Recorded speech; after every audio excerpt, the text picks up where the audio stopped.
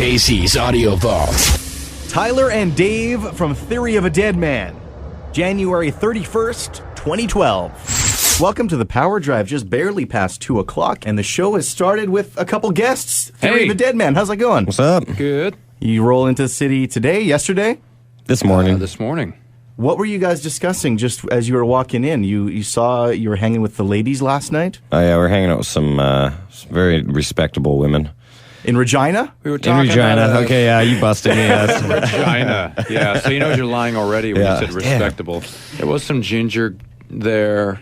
So you were talking about if the carpet matched the drapes or something. I don't think I was, but but I'm sure they did.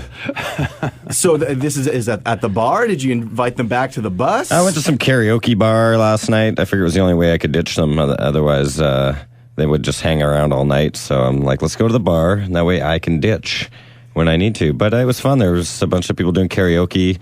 This other guy named Dave, he was probably 65, singing Bark at the Moon from Ozzy and Ace of Spades. There's some sweet people Ace out of there. Spades by Ozzy. Yeah. Do you, obviously, big music fans. Do you guys have go-to songs when you actually do karaoke? Do you go out there? I don't karaoke. I don't do it. I looked in the book a few times, but I just can't do it. The only last time I karaoke, no joke, was at a birthday party at Spider. You ever heard of the band Pyroman 5000? Yep. The singer Spider, I went to his birthday party for his kid. He was like 5. His backyard. You get a goodie bag or what? Yeah, all these kids. And I was like, all right. And he had karaoke, and they're like, come on. I was like, no way. So me and him duetted some song, and it was fine. And that was it. It just... See, kids parties. My dad always sets me up if we go to karaoke. My dad loves karaoke, so he'll set me up and he'll be like, Dave, singing Black Dog from Led Zeppelin. I'm like, Dad, you couldn't have picked something like Joe Cocker or something I could pull off? Yeah. Led Zeppelin? Johnny Cash. Jeez. Something easy, something anyone could do. Yeah, thanks, Dad. Thanks. Well, Theory of a Deadman rolling through town tonight. We present at Burton Cummings Theater. Some good seats still available. Life is good on the road. You guys have been playing like every single night. Yeah, This tour's been great. We never come to Canada. What the heck? I don't know. So we're happy to be here. A lot of the shows have been sold out, and I don't know. I think tonight's going to be packed. Mm-hmm. And we were actually talking about when's the last time we were at Winnipeg. I think it was either the Burnt Cummings or it was at the Rock on the Range. Oh, right, yeah.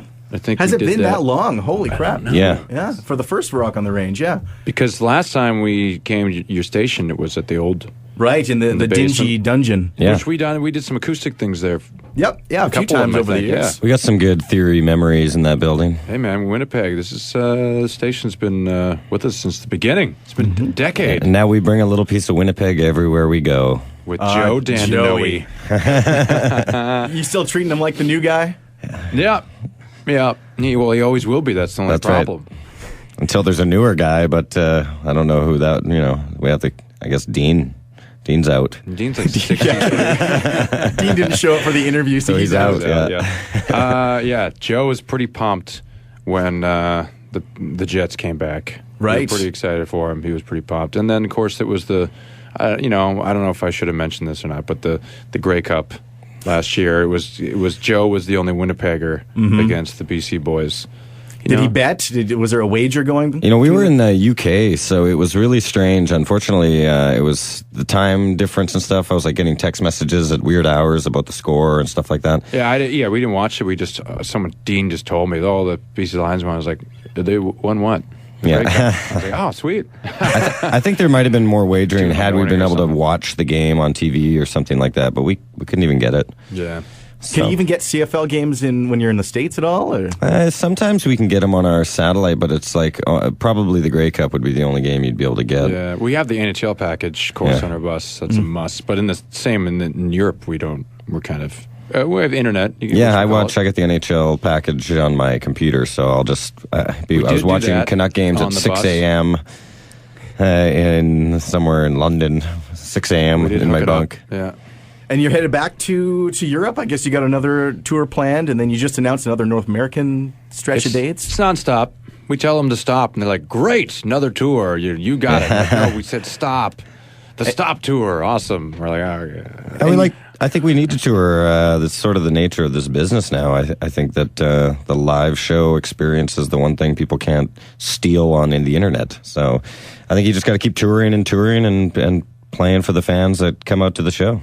And 2 weeks off in between is enough to recharge the batteries? It's too much. It's too much to stay out on the road. Me and Dave call it home. We get on the bus, we're like, home sweet home. Feels good to be home. Yeah. Get in the bunk. Feels good.